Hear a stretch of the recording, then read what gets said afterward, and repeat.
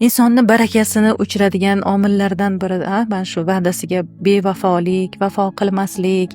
Chunki men bilaman, mana shu sizni ko'proq ta'kidlaydigan gapingiz baraka haqida. Bir hovuch turpoqqa kerak bo'lsa, bir vagon pul topsangiz ham uni barakasini bera olmaydi degan gaplaringizni bilaman. Xuddi o'sha narsa. $1,000,000 barakasi bo'lmasligi mumkin, lekin cho'ntagingizdagi 5-10 ming so'm pulni barakasi haqida o'ylagan. O'sha boya javobni berdim. Keling o'sha sirni aytaman. Oralaringizda bir inson nafaqat eshitsa, agar amalga olsa, o'sha xonadonga boylik ham keladi. Rivojlanish ham keladi. Barakat ham keladi. Iymon ham keladi. Tirikchilik qulligidan qutulasiz.